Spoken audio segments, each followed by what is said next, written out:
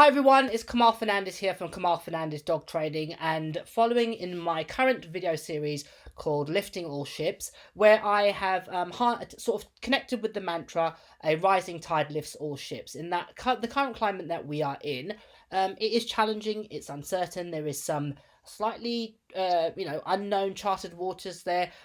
If we can all band together and come together and pull together to lift each other up, we can be better for it.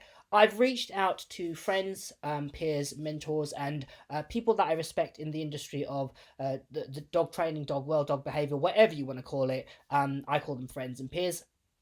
For their food for thought on this moment and for their comment, so specifically about people that are present in the online aspect and also that have an online entity to their business. For those of you that are considering it, how to do it well, what to do, what to avoid, and some tidbits from that. And also people that are training dogs, what they're doing with their dogs to keep their minds and their bodies, etc., active and at peace in this challenging time. The people that I'm talking today are absolute social media gurus in their own right. Jo-Rosie Haffenden and Nando Brown, both really good friends of mine. Jo is actually a local girl. She is originally from East Sussex, where I now currently am. And Nando is obviously a huge social media. He's excellent at social media and master it, and both of them are. So I thought it'd be great to speak to them, to tap into them. And contrary to popular belief, they're actually quite nice people. So I thought, you know what, I thought I'd speak to them. Right. So how are you guys anyway? How are you both? Thanks. Excited to talk about it, really, because it is a really exciting time, I think. That's a great way to put it, to reframe it in your mind, isn't it? Because it would be so easy to get swamped by the whole thing. So how are you guys coping because you guys are in Spain now, no longer in the UK? How are you coping in Spain? How is it different to what we are experiencing in the UK? Well, lockdown. We're in serious lockdown, so I think it's because we're a little bit ahead on the curve in terms of where we are with the disease and stuff. We're a lot further down the process. So lockdown is a lot more serious here. We're not allowed out. We're not allowed to do much. We're allowed 300 metres from our property, 20 minutes a day, once a day, with our dog. On our own. One dog. One dog. Which is tricky because we have 8 currently that live here, plus we're walking a dog that's been left out in the campo. And you're allowed to the shopping centre and to the pharmacy, but you have to kind of have proof that that's where you're going. And again, you're only allowed on your own. So you couldn't nip to the shop every day just to get out of the house, which is what otherwise I think I would do. Because otherwise you'll get nicked. And it's day 15, so it's quite intense. Yeah, really intense. But in some ways, for us, we work together and we live together. So we've kind of got used to quite an intense lifestyle in our relationship, in that just we're used to being in the same walls a lot. And I know a lot of people who are quite struggling with suddenly having that person, their spouse or their partner, a few hours a day, there all the time. It's really hard with our little boy. He's 3. He's struggling because he doesn't know what the hell's going on. Really? And it's hard because we both love being dog trainers. We both love working and training, and it's hard to manage that when you've got a 3-year-old. So there's loads of things that you've said there that I'd like you to just expand on. So first off is, how are you guys dealing with the challenges around your dogs then? If you are only allowed to be out for 20 minutes, one person, etc., how are you literally managing those?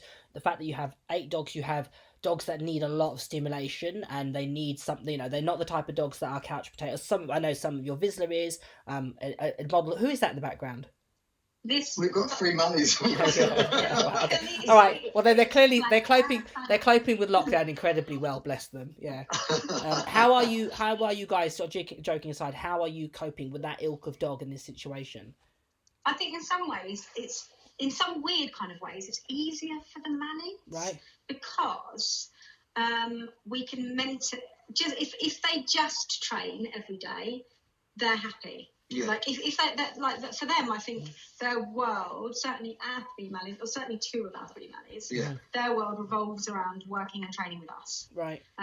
If they had to choose and there was a hierarchy, they would definitely choose that over walking anyway. Yeah. So I think they're like, okay, we don't get to walk as much. But we've had our fix. Yeah. Mm-hmm. Yeah, and I'm lucky enough that Nando is a training to be a Mondio decoy as well. So we've got a suit and we can do the sport that we love. Excellent. Between the two of us, so we're really lucky like that. Mm-hmm. Nosework's playing a big part. Massive really? part. Yeah. So we do these little circuits. So one of us will go out and say lay 9 or 10 different passive searches in different areas. And then I'll go out and work one dog around all 10. And then she'll take a dog and go all 10. And we'll just rotate them until we've done all the dogs. And they're battered. Yeah, it's like a scent treasure hunt. Yeah. Nose work and scent work is amazing for expelling energy, because you could do 15 minutes of nose work and your dog's literally KO'd, isn't it, really? Yeah.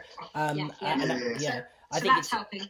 But I think the Spaniel and Ella, both the gun dogs, I think because they're so environmentally stimulated, they don't.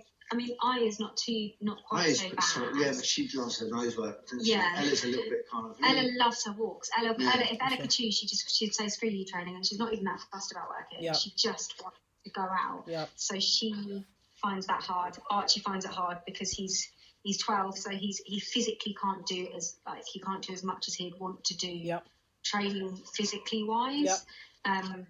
But he loves going out for his walks. But again, nose work's been good for him. And we just rotate the walks. Yeah. And we found, on the day of lockdown, 2 5-week-old puppies, wasn't it? 5-week-old puppies. So it's not great for socialisation. No. Yeah. As you know, because you've got one about the same age. But then if I'm truthful, I've talked to several people about this. To be honest, I don't do the whole, like, overexposing my puppies anyway. I'm actually really strategic about it. I'm very much like, right, we're going somewhere for a purpose. We're going to let the puppy see a supermarket or whatever.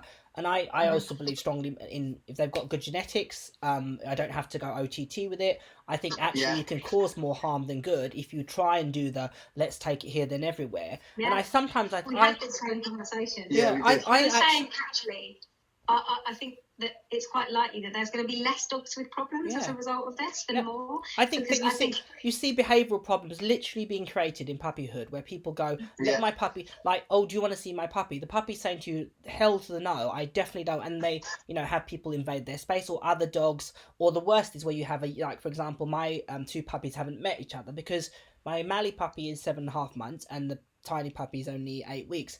So the Mally still thinks she's a tiny puppy. She's going to be way, way, way too much. Well, that's going to could potentially put the other puppy off. And it's things like that. So I've had loads of people that have contacted me about socializing. And to be honest, nothing will change in that sense because I don't bombard my dogs with stuff. I've been a bit lateral thinking about, I've done actually, fun enough, for bite work stuff. If you've done bite work, you'd understand about like environmental preparation. So on tugging on a bag and tugging with bottles around. Well, that's all great prep for their temperament and giving them confidence around strange things.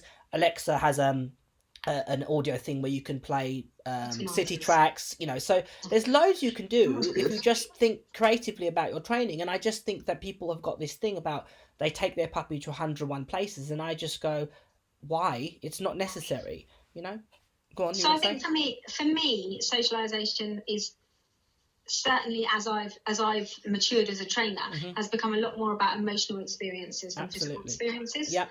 So I'm much more about, if I had to have my own personal checklist of socialization for my puppy, it would be about feelings, not about things. Yep. So I want my puppy to take risks. I want my puppy to experience novelty. I want them to recover. Recovery is really, really important. I don't think it matters that much where those experiences come from, as long as they're frequent enough during the real formative periods where they're developing.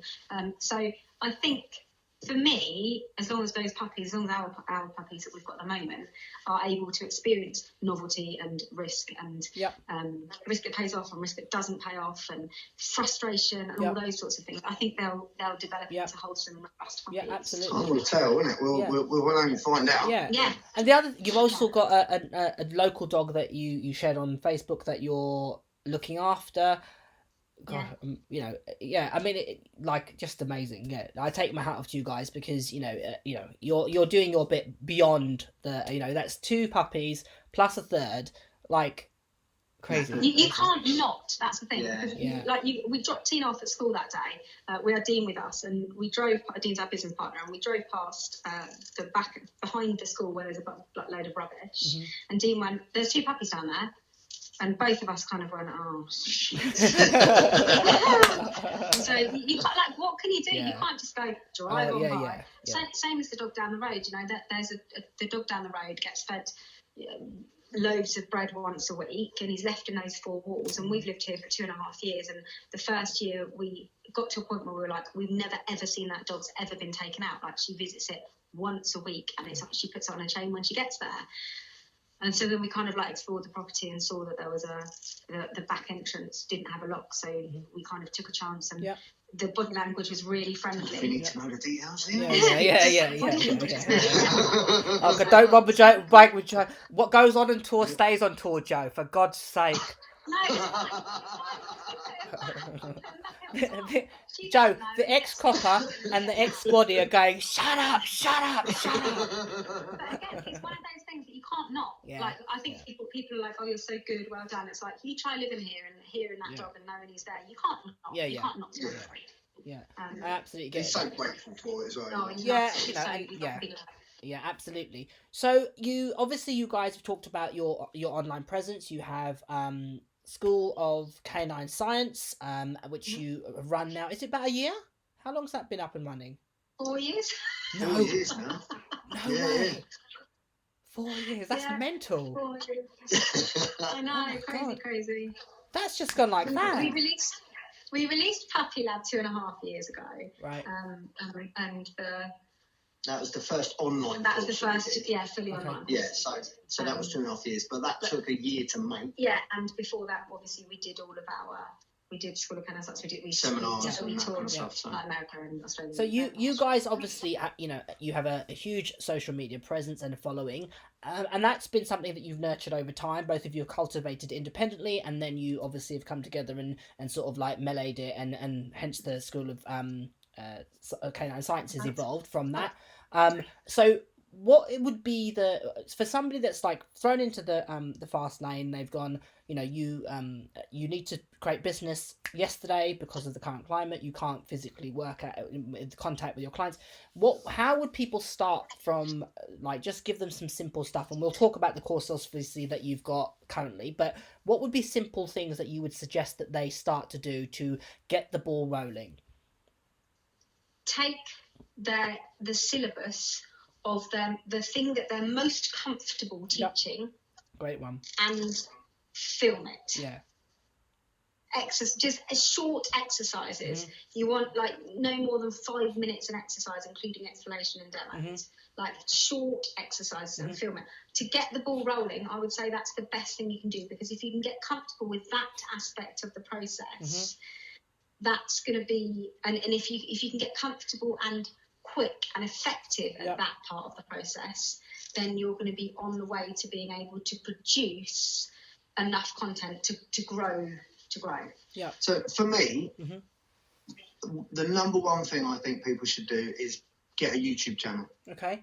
So they should start their own YouTube. YouTube is the second biggest search engine in the world, and it's run by Google. So as soon as you put something into Google, you get a video option, which will take you to YouTube. And there's this weird kind of culture in the dog training world where everybody's quite secretive about what they've got and how they train them, what they do. Like, fucking, I can't let them. And it's such a bad thing. Madness. If you just give it away, it comes back tenfold. So absolutely, you've got just open up and put that stuff on YouTube and do tutorials for pet owners, and then you find that's where my social media following came from, was YouTube. So Nando, so you started off literally just creating a video. The one that really sort of propelled you was the electric collar video. Yeah. So prior to that, you were a pet dog trainer and you'd done seminars, etc. So what made you think, okay, was it because you thought I wanted to improve my profile? What was the catalyst for that initial?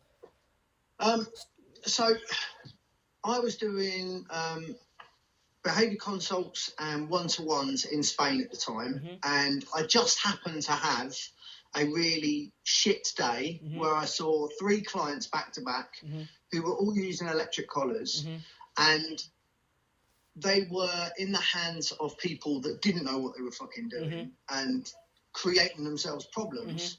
And I was just frustrated. And literally I got home, and each one I'd swapped the collar for a clicker, because at the time I was doing this like thing. And so I swapped the collar for a clicker. I got back and I told one of my teammates, I said, just grab the camera. And I took one of the collars and smashed it with a hammer. Went to bed. It was nothing. I was getting a couple of 100 views on my videos prior to that. And then I woke up the next morning and there was fucking thousands and thousands. And I was like, oh, shit. What do I do now? And it just took off from there. And but I think one of the reasons that you're so good on YouTube, and one of the reasons that people like you and hate you, and like you and hate you, is that you're you have a standout feature on social media that in order to be successful on it you need, which is authenticity. That's the magic word. You are 100% yourself. Absolutely. You are authentic. You don't cover it up. You don't try and be something else. You don't try not to swear. You don't say, I'm going to emulate this guy. I'm going to emulate this guy. You go in and you're Nando Brown. And I think that's there's massive credit to that. That's the key, isn't it? Really hard. That's the magic thing, and that's the thing that really I would say about both of you in from an outsider looking on is, and I'd say the advice that I think that you two really articulate is, don't try and be somebody else. Just be yourself. Don't try and be Nando Brown. Don't try and be Jo-Rosie, because you're not. And that doesn't mean that you can't be on par, equal to, as good as. But just be. And I think there's a huge thing of like that cookie cutter. You know, I want to be Jo-Rosie. I'm gonna be like Nando. I'm gonna do the same sort of gimmicky thing. You're going to look like a poor version rather than just being who you are and in yourself. And I think that's what you both do. You both do very well. And I think that you both do very comfortably now, which brings me on to the question. So we've talked about, obviously, how you guys got into online training and the things that you currently do. But the other side, which I think that I was really, really wanted to hear your take on, is the flip side of an online presence. And this is something that people might be putting people off starting being an online presence and starting it, because it does come, again, with great power comes with great responsibility, in the sense of that you are going to get as many people that say, we absolutely think you're amazing, you're fantastic, we love you, and there's going to be equal amount that say, we can't stand you, you're awful, we hate you. And that, both of you, I think, have been very open and public about how that's been quite, cutting, should we say, and how you've then chosen to deal with it. And the fact that you both are still present says a lot for your journey, so to speak. So do you want to just speak on that aspect of it and give people some insight and food for thought, whoever? So the best bit of social media, the nicest bit, the best bit of all, is when someone tags you in a post about trainers that have really inspired them, and you've never met them, or you don't even know them, or when somebody does a video about something and they say, I learned this from that person, from you. It gives you the biggest buzz to know that you're helping people like that, and that you're helping people learn and train and enjoy their dog again, or get their mojo back, or whatever. And then on the flip side of that, there is an incredibly dark and personal side of it, whereby at its worst, I've had people measuring the scan of my unborn child to suggest that the birth dates that I had put out are a lie, and that proves that Nando had cheated. Things like I'm causing irreparable damage to my son because of the way that I'm choosing to raise him. Just horrible stuff. Horrible stuff. As well as stuff about your training, as well as stuff that says, you shouldn't be teaching that, you can't even do that, or you haven't even won ribbons, you shouldn't be even doing that, or whatever. And when it first happens, it definitely hurts you. It hurts you bad, especially when you first start getting used to it, and it knocks your confidence dramatically. Like, it knocked my confidence. The first time it happened to me, I probably didn't post anything for a couple of months after that. And our business partner who hasn't been in social media for as long as us won't mind me saying that he was the same. Like the first time he got comments Criticism. like that, he was like, "How I've done everything right here. How do I?" Because you can do everything right and people will still give you those comments. Absolutely, yeah. And all I think you can do, I think now, our strategy, my strategy, but definitely our strategy, I think, has changed in that you just block those people. Like, just cut them out. You just cut them out. There's no point. You can try and argue against them. You can try and change their opinion. You can get this weird, obsessive feeding thing where you start looking at their statuses and going, was that about me as well? Was that about me as well? It's unhealthy though, isn't it? Yeah. So unhealthy. It's unhealthy, and you're giving them your power. That's the other thing. Yeah. You know. Yeah. You know.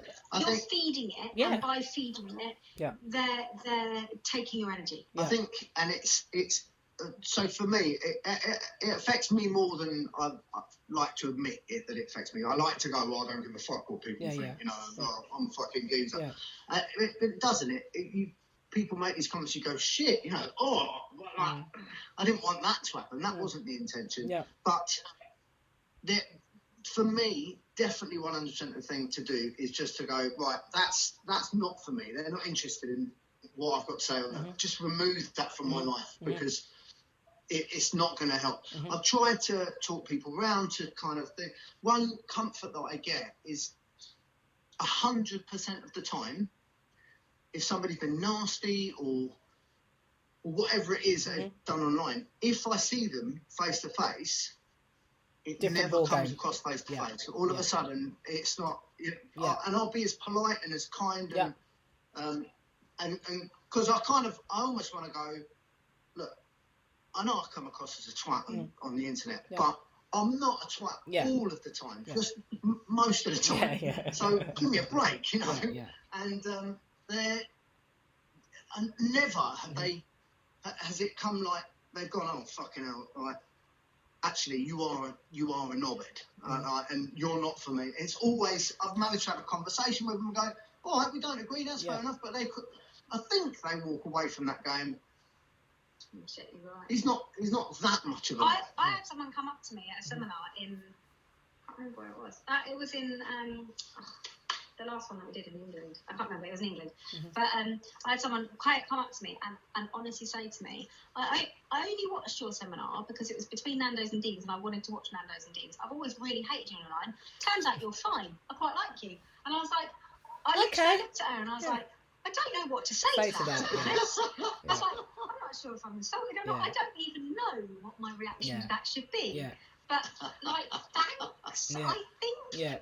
She was like, I'm really sorry. I always really didn't like you. I was like, I think the thing about when you step into this arena of being an online presence and you choose to put your head above the parapet, you are going to always have people that are going to take a shot. I think that's inevitable. I think my contribution is, I think that one is authenticity. You have to be who you are, and two is your intention. If your intentions are from the right place, I think you have to stay grounded to that. I think, with all due respect to it, I think that you two both have been, I don't know if it was consciously, there's been things that you've done have been controversial, which has, or you've been, I don't think it's been deliberate. I think that the things that you've done have been controversial. And I'll be honest, I'm like, I'm not sure about that, Nando. I've said that to you when we've met, and I was like, absolutely, like we've been for lunch and that, I've met your kid, it's a tip. And I think that the thing to remember when you're those of people that are thinking about it is, one, think about the authenticity, two, be conscious of your intention. If you are putting things out there with the right intent, people may criticize you, but if you're doing it from the right place, then let the chips fall where they do. And I think that all of us, have learned that the controversial stuff doesn't actually serve you if we're truthful, because if you stay grounded and you put it out with the right intention, you do it from a good place, like we'll talk about the course that you guys are doing, and that's what these conversations was about. I wanted to put something out there that injected a level of positivity. Now people will say, oh, what a load of rubbish, oh, it's Jo and Nando and Kamal, blah blah. That's absolutely fine, because my intentions are such to say to people, look, we are all in this together. Let's band together, so to speak, so we can move forward. It isn't because, I want to make money off you, and Jo and Nando want to, be multimillionaires on the back of this. And that's not how any of us operate, because we wouldn't do what we do if that was the case. There would be a lot better easier ways to make our fortunes, as it were, I can assure you. So I think that's the thing, and people, I don't think, always understand that, you know, like the personal things. There is also there's things, I think often a lot of the criticism, it's about them, really. That's the way I look at it. I mean, when you can say, you don't think Kamal Fernandez is a very good dog trainer, I don't like the way his dogs are, whatever. That's absolutely fine. But when they cross the line between personal attackings, I think, well, that's your stuff. That's nothing to do with me. And you have to have that. And I think that both you guys definitely have been very candid and open, which I commend you for, about how you've dealt with it. I think Nando at times got a bit raw. I think he's almost come full circle, and it's like, oh, you know what, on you. You know, I do my bit and move forward. I think it's also hard because I think that you, especially at the beginning, I think it's hardest at the beginning. Absolutely. When you first start calling guys. Yeah. And I think, like, I'm quite a natural. I naturally shirk away from conflict, and I naturally am quite a people pleaser. I want everybody in the room to go away and go, I love that girl, and I love that. That's amazing. I've always, I'm an A grader. I seek that approval, and so I found not getting that really, really hard to start with. Yeah. And people will constantly say to you, you can't please all the people all the time. Yeah. And you just go, oh, stop saying that, because I can and I will. Yeah. You can't. Yeah. Like, you really can't. Like, even if you do everything right, you can't. So instead, you just have to do everything real. Yeah. I think there's a couple of other things to think about as well. That, like, we're all real humans. Yeah. Like, so we have good days and we have bad days, and I have days where I'm worried about my dad, who's vulnerable, and like he's 84 years old. Coronavirus is rife where we are. Yeah. Like, I've got that concern. I've got my child who's stressed and not coping well with this. And then one of my dogs gets injured, and then some twat makes a comment on Facebook. Yeah. I'm fucking letting them have both barrels. I can't. I'm like, she's going, no, think about it, calm down, Mark. But then 2 days later, I'll be relaxed, and somebody will say something, oh God, I don't know, that's not, you know, that's not. So we are realistic, and let's be honest, it's easy to get caught up because the horrible comments are the ones that you remember. But for every one of them, there's hundreds nice people. There's 100 lovely people that are definitely. You know, and they'll say something, and they might say, do you know, I don't necessarily agree with that, but, you know, I really appreciate what you've done. Yes, absolutely. So I think on that note as well, I think there's a definite. You have to be in the right place to share something. And I've learned that massively. So sometimes if I am having a shit day and I've done a training video and I want to put it out, or I've done a certain video or written a certain status, I'll think to myself, you know what, I'm going to give that 24 hours because I need to be in the right frame of mind to share it, so that I can read the criticism in the right frame of mind. Because criticism comes, again, with two different, very distinct intentions.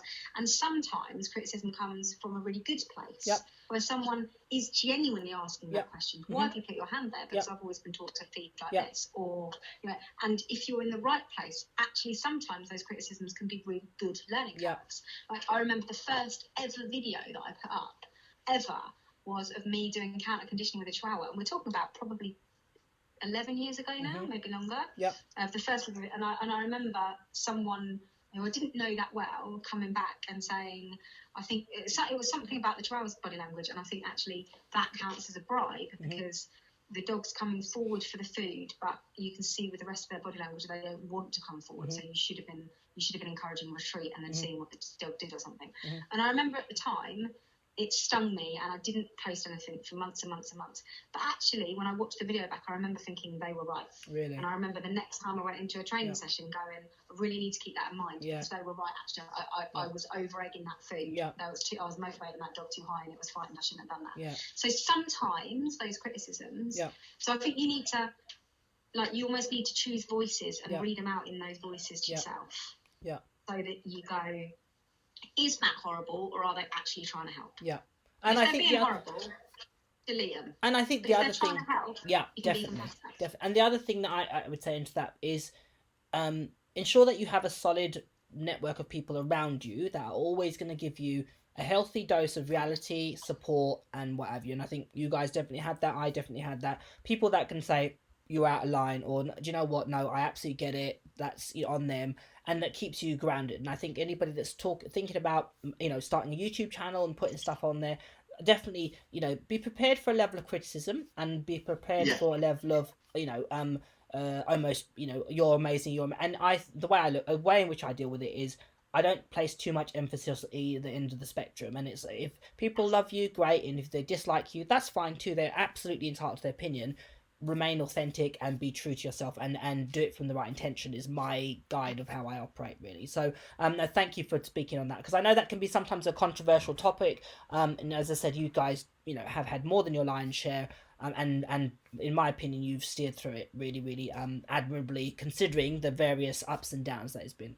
Well, Jo has. Nando, Nando's got a lot better. So it brings us on to this, as a result of obviously the COVID virus that's sweeping the world, you guys, and that's another point. How are you coping without Dean, Nando? I hate it. Hate it so much. I bet. I love Dean. Dean's like my best mate. We are. Because would you meet up once a month? Would you be over there? Would he be over once a month? Yeah, once a month for a week. Yeah, so he's here a lot. He's got a room upstairs. He's got a little balcony and everything. Like, it's Dean's room. So when was he last over? When was he last over? Well, he was over the week. It hit on the Friday, and they told us that we were going to be locking down on the Monday, and he was still here on the Friday, and so we were looking for early planes for him to go home because we were worried he flew home on Sunday, didn't he? Does anybody know it's a bit coincidental? It all kicked off when Dean left. Yeah. And no one's seen him since. Anyway, but yeah,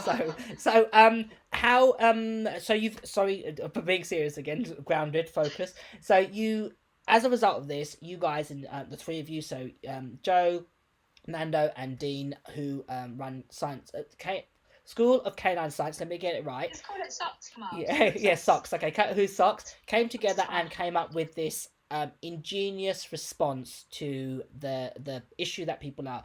I cannot physically work, or supposedly I need to create an online presence. Bam, online presence in a box. So tell us a little bit about your brainchild, or your solution to the problem.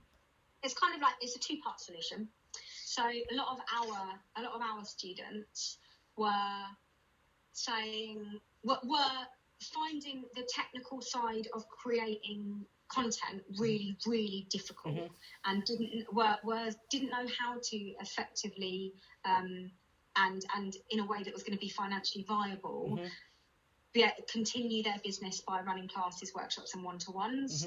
And so we wanted to write a course and film a course that handheld them through that process, because obviously we've learned a lot. We've made shitloads of mistakes. As have we all. And kind of managed to pull it out of the bag, and now I think we've got something that's actually a really high quality product. And so we wanted them to walk them through writing, how you write things for online like that, as well as filming, and like the more technical side of it, lighting, audio, etc., editing, and then also marketing online. In order to do that, we also had to have lots of little sort of walkthroughs of things like walkthrough of Zoom, a walkthrough of MailChimp, a walkthrough of real step-by-steps from the ground, nothing upwards. So the first half was that we put that course together so that literally anybody, and we've put it out for 50 quid because we hope that that's achievable, as affordable, low as you can possibly send it during this part, so that hopefully everyone in the world who couldn't do that before can now do that. And it's paint by numbers. It's as paint by numbers as you can possibly get, including things like talked through screen recordings and press this button and then excellent. So it should be completely foolproof in terms of the people that weren't technical to do it. But then after we had kind of we were sitting down and we were going, we need to help everyone, because they're like, you could just see people falling apart. Businesses just being like dying. We're like, we need to. How can we do it? But how can we do it in a way where they can be selling a course tomorrow? And so we thought, right, we'll do that and we'll sell that course. That's fine. But there needs to be a way, because what we can't really teach or hold hands through quite so much is getting a platform, coding that platform, branding that platform, designing that stuff, uploading courses and how to tweak and edit and make an intro and all that kind of stuff.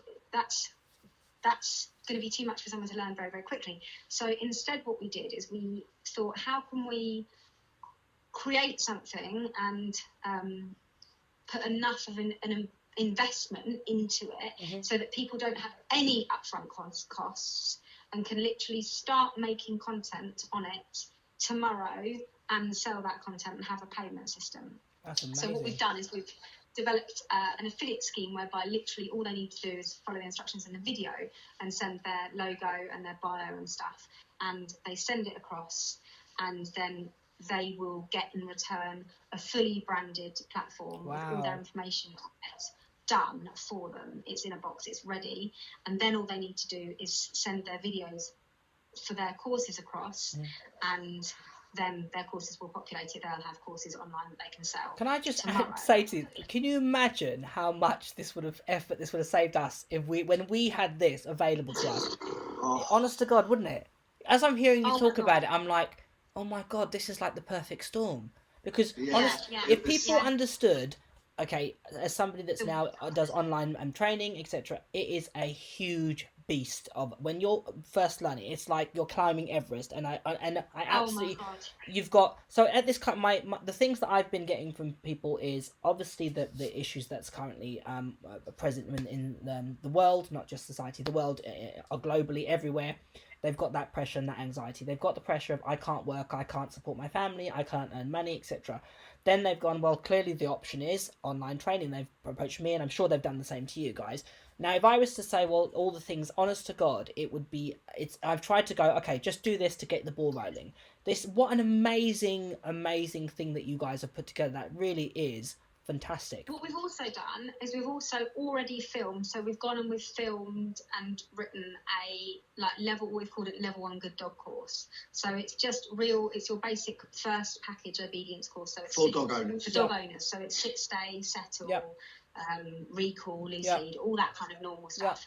With as a 6-week course with 5 exercises per week, so it's 30 exercises, and we filmed it all with our dogs and presented it completely unbranded, and that sits on their platform from day one. So they film an introduction video just saying, I've got 3 trainers who are training for my school for this, so that the trainers that are struggling to develop that content still have got something to start off to with. that. Amazing. They don't even have to do the content.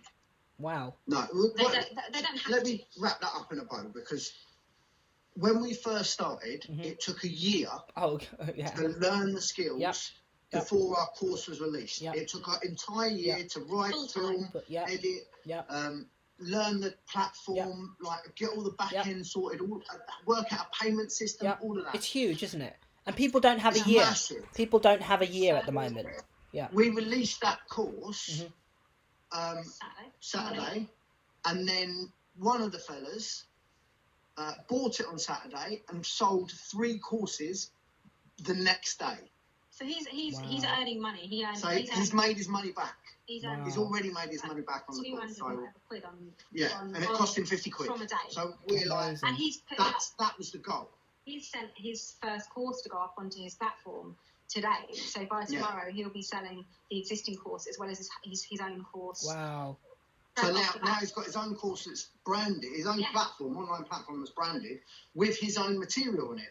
So if he wants to get rid of ours, he can get rid of it. Yeah. The other option they've got is if they go, I don't like Nando, then they can take my exercises, refilm them, but still train alongside Joe and Dean. That's amazing. So it's completely editable. Totally editable. And they can, it's like there's a lady who's in her 60s who's selling courses. She sold her first online course today. Who never would have even thought of it. I'm really chuffed about it. Even so, in my also humble pit, even beyond socks, that is amazing, because speaking from somebody that has been in that position of starting from the ground literally up, it is a huge thing. It literally has taken me years to acquire the knowledge and the understanding of all the various platforms and the payments and systems and and again, I wouldn't even begin to compare myself to some people's level of knowledge, but I have enough to be able to get around relatively well and enough from what I need. If you were to say to me tomorrow, do it all again, I'd be like, oh, Jesus Christ, that's like years of my life. People don't have that. To be able to give them literally a plug and go, it's like getting an iPhone. Plug it in, charge it up, and you're ready to go. Yeah. That is amazing. And the thing is, it's not fun for everyone. It's not fun for me, that back end side of it. For me, it's about, I want to have a camera in front of me, and I want to be presenting and training dogs. So presenting and the training dog, and the writing courses. The technical stuff is like pulling your teeth, isn't it? Yeah. I don't want to have to worry about how the payment system plugs in and what bit of code, and they take 2% and they take 5%. And I don't care. You just fix it. Yeah. Just fix it. As a team, we're very lucky because like Dean is phenomenal at that stuff. He's brilliant at it. I've found a real love for filming. I didn't know existed. Right. Cameras are like my new dogs. Wow. It's amazing. And Joe's always been fucking amazing at being so articulate and doing the presentation stuff. So it's a really nice dynamic. Cleans the brains. Yeah. I'm just like the eyes. But it's cool, and the thing is that I think it's going to help a lot of people. It's not for everyone, and the thing is, I think firstly there's a few misconceptions because it costs a lot of time and money to set those platforms up. So for every platform that we set up, we've done 50 in the last couple of days, and we've got a waiting list of like another 200 that we're doing now. Wow. It's a manual job. That's not a task that you can automate. Yeah, it's not a tick box thing. Yeah, and essentially they're getting all that set up, all the development, all the hosting, all that for nothing, for free. And so that's not and plus, like, you get bank charges and all that every time a payment goes through and all that kind of stuff. That they don't have to worry about any of that. So there is this. Just interjecting. Let me tell anybody that's watching this and thinking about it costs slightly more than 50 quid to get this all off the ground. Let me tell you now. Like, if I told you how much that I've invested into, learning and acquiring all the marketing, all the understanding about website, all that sort of stuff, it would probably, leave you in a cold sweat. So I'm not going to mention the number, but nonetheless, it wasn't 50 quid. So if someone said to me, here's, let me give you 50 quid to have, you can plug and go, my advice is jump on it. If you are thinking about it and you are apprehensive or you don't have the confidence to do and to learn, and the big thing is if you don't have the time, which I'd say is the bigger priority, check it out. So how do people, what's the I can share that in the link when I post this video. So what's the website? Is it School of Science Socks? Yeah, it's payonscience.online and it's called Business in a Box. And so 50 quid buys the course, and then we've got this affiliate scheme. So if they go into and they want to use the platform for their own courses and stuff, then what we do is we take 20%. Yep. So they get 80% of their earnings that goes back to them afterwards. Wow. But they can have our course and sell it as well as do their own. The course is 50 quid. You don't have to do the other stuff. Yep. If you want to do the other stuff, then we take 20 quid. But we don't actually take 20%. 20% doesn't go in our pocket. Yep. We wish. Like, there's a lot of, because we're VAT registered, we have to pay the VAT. So part of that goes away. We have to pay the charges that we incur. We have to pay for the hosting and all the rest of it. So and are you guys? And you guys are literally going through and doing all the putting it all together. Okay. Yeah. Everything. So it takes a couple of days before they get their platform back. But when they get it, it's ready for them to sell. They can start immediately. And all they have to do from then onwards, from that second onwards, all they have to do is point the camera. If they write the courses, point the camera and present, and that's it. That's it. Amazing. But we teach them how to do that. And we teach them how to do that. That's what course is about. And it's fun. It's really fun, and it's really exciting. What I love is the fact that that's 50 businesses that weren't going to be online that are now managing through this storm. That's incredible. And that they've got something now for afterwards. That's amazing. When this does die down, they've got an online offering for forever, as long as they want it. Yeah. There's that worry that people think that we're profiteering or that we're scaremongering to get people online, but the world is going online anyway. Absolutely. Like, that's fucking happening, virus or not. Yeah. So it's a smart move to get your business online as it is. When this first thing kicked off, it was 50-50 as to whether it was just the flu or whether it was going to wipe out humanity. Yeah. But the scientists are saying it could be anywhere like up from a year to 18 months to create a vaccination. So this might not be...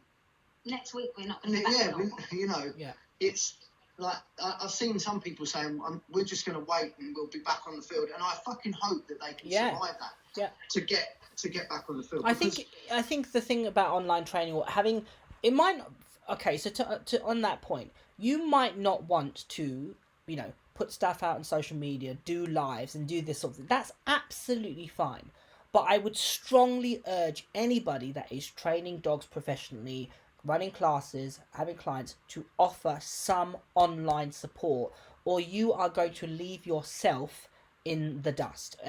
Because honest to God, the way that the world is working, that's the way it's going. Sorry, go on. But it's not just that as well. So the thing that I always find fascinating with people is that when they start doing it, they soon realise that it's not. We're not just saying this because that's the way the world's going. So move online because that's the way the world's going. That's what people are going to expect. Absolutely. More importantly, from my perspective, certainly, is that it's better. Yeah, it's you can connect with more people. Not being funny. Yeah. The level of support you can give a one-to-one client if you're feeding back on videos on WhatsApp. And the level of support you can give clients through classes by filming stuff in a way where they can slow motion, they can pause, they can rewind, they can watch it 7 times during the week, and they can put on Facebook their attempt to have other people who are also on the class being confused about the same thing and having their tutor come on and talk about it. Being able to zoom in and show that mechanic, that tricky mechanic that you have to do without having to do it in class 4 times with a dog that doesn't really know it. The level of clarity and support and depth that you can get from online outweighs the level in person at tenfold, 100-fold. Yeah, and I think we're not. Go on, Nando. Go on. I was going to say, like, we're giving all the good side across because we want people to think that, we're as close to Mother Teresa as you are. But at the end of the day, we're in business, and our business is training dog trainers. Yeah. If there are no more dog trainers at the end of this fucking virus, we're fucked. Yeah. We need them to keep in business. We want them to succeed. So we're doing everything we can to keep them afloat. Yeah. Not only because we love them, but because we're in business as well. We're trying to be as honest about it as possible. Like, but there is no underhandedness going on. Like, we are genuinely fucking trying to help the industry. Yeah. No, I think that great points. I mean, again, about being authentic and honest and open about it. You've got a business you've got families. Obviously, you've got responsibilities. There is no shame in saying this is the thing that I think that certainly I really battled with, in that when I was thinking about my online presences, I didn't want to be seen as a salesman and cheesy, and it was about, because that isn't my agenda. And I think that you can absolutely, again, it comes back to authenticity, and there is no shame of saying, listen, I want to serve my clients or whatever better, and I'm gonna here's the medium of which I can reach and connect with them more, and here's a nominal fee for which it is. To me, there is no shame in having that, and I think that certainly from a business point of view, I think that a lot of people are. So it's a very British thing to be like, oh, I can't, know your worth. Yeah, know your worth, isn't it, really? And it doesn't mean, like, honest to God, 50 quid is nothing. It is absolutely nothing for what you're. Because I'm telling you now, you're talking thousands and thousands and thousands of pounds that would cost you. If you were to go out tomorrow and do it from scratch, I'm telling you now, it'll cost you thousands easily. And that's what it's also, that's, to some extent, that's what it's cost us. We've had to inject money into making it possible for it to happen, and we're in a position where we can inject that money in order to make it happen. But one of the things that we were really passionate about when we were brainstorming how we were going to help people through this was finding a way whereby they didn't have to be charged for. So they only get to. they only ever have to pay something if they earn something, right. and it's only ever 20% of what they're earning. Yeah. So if someone comes on and designs a platform and never sells anything, they don't ever have to pay anything. And there isn't a way of doing that online at the moment. There isn't a way of developing and branding a website and putting video platform up and charging for that video platform, putting a payment system across without it costing you significant amounts of money. Yeah, absolutely. Significant monthly you have to pay, even if you subscribe to, there's a load of other platforms. If you subscribe to it, you have your monthly. If you don't make any money on it, hard line, suck it up. You've still got to pay for your hosting, etc., etc. So that's amazing. So I will definitely post the link, and that's incredible. So in terms of what are you guys doing with how are you managing with your dogs? You're obviously doing lots of training. You're managing to get some bite work sessions. I bet you're itching to get back to it, aren't you? I miss club so much. Yeah. We normally go to club 2 or 3 times a week. We train at a Monday club with a great coach called David and a bunch of us. And Nando, you're quite good at this stuff because of your days in the Marines, you're like, Nando, it feels like Nando's kind of like ready for the zombies to start coming through the gates. And he's like on the day it happens. Well, he's got the haircut for it, so there you go. Honestly, the day they announced the lockdown, he's like this, right? And I was like, what? And he's like, let's go to the shop. We're getting chickens. And we literally went to the shop and bought chickens. So, he's like ready. Right, we're going to do a vegetable patch. We're going to do this. I was like, you've been waiting for this for a while. It's all sketched out. With the vegetable patch is going there. The chickens are going down. Like he's got this all planned out. And I genuinely find it quite hard because I wake up in the morning and I feel like I haven't got much to look forward to. Really? I know that sounds really ungrateful because I've got my son and I've got my dogs and I've got my one day husband to be after our wedding's going to have to be postponed. That's not well. But one day husband, if he's lucky enough. And we've got this beautiful place, and I'm so grateful for that. But I find it really hard not going to training club, not having the social aspect of going to club with everyone and training with everyone. Because also when you're training your own dogs, and if you're training your own dogs with the same person all the time, you've only got your eyes. And you see everything just through your eyes. And what I love until you about put it on social media and then everybody's got an opinion. But what I love about going to a person-to-person club is that you have somebody else's eyes who doesn't see your training during the week on it, and that makes such a big difference. And I miss horse ride. I horse ride every week as well, and I really miss that. Well, it's only temporary, Joe. It's going to happen all again. So and you know that, and at the end it's like everything, isn't it? This is that's the thing to take away to people is this is a temporary situation. We are going to have normalcy back again, and the way in which I look at it is, is trying to look at it in a different perspective and reframe it in my mind. I don't normally get this much time. This is a much time where I'm this much at home, which is a luxury for me. I know you guys travel a lot, and I mean you guys have restructured things to be around to so that you can be around more. I travel a lot, etc. So I'm using it to do what and have that quality time. The other thing that I think from looking at it from reframing is, the thing that I'm seeing as well is people are, because they're having to, they have their one exercise opportunity, and they're going out as families, they're reconnecting, and people are sort of using the time, like you see people putting stuff on TikTok and, families goofing around, and you go, there is some positivity that's going to come from all this. Massive. That people are reconnecting and realizing that actually, we get into that hamster wheel of monotony, and it's great, we have us, a social aspect and our friends, etc. But the advantage we have is technology again is amazing. We have means of which you can do a Zoom call with your whole club mate, and you can have a training session online, and you can a bit of WhatsApp banter. It's those things that make you go, do you know what, the world isn't such a massive scary place. We have ways in which we can connect much more readily now. But and definitely with family and with your dogs, like definitely there's definitely been times where I've been cooking or painting or doing something with Tino, or doing something, or just yesterday I sat in the puppy pen with the pups, and I was just messing around, just luring and just playing with them. And I thought, you know what, if it weren't for this, there's no way I would have time to sit in this puppy pen and do this. I wouldn't have done it. Just sitting down and doing something that doesn't have play really, that doesn't have any specific time meaningful frame. goal. Yeah. That's and I've been reading as well. I've been reading books, actual books, Yeah. which I haven't done for ages, and I love. Yeah. So it definitely refocuses you. It's definitely a shift that the world needs. And there's the beautiful little things that happen too, like in Sierra Nevada, which is the mountains up near us where Nando snowboards.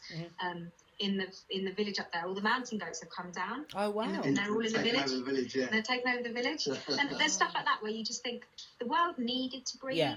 I think a little bit, and maybe humans, maybe and that might be, breathe. that's exactly how I look at it. It might be a controversial thing, but you go, it's almost like Mother Nature went, listen, people, I'm just gonna let you know. I'm not to be trifled with. Yeah. But no, listen. Rooms for being arseholes. Exactly. Listen, guys, it's been absolutely amazing. I love talking to you guys. You're doing so much good. You're putting stuff out there, and you are, championing a good cause in so many ways. So thank you for your time. Ditto, my friend. Yeah. Thank you. Love to you both, and to your amazing, gorgeous little boy. And he's got amazing parents, and he is a stellar little dude. So I wish you all the best. Look after yourself and your dogs. Thank you very much, guys. Thank you very much. Much love, mate. Take care.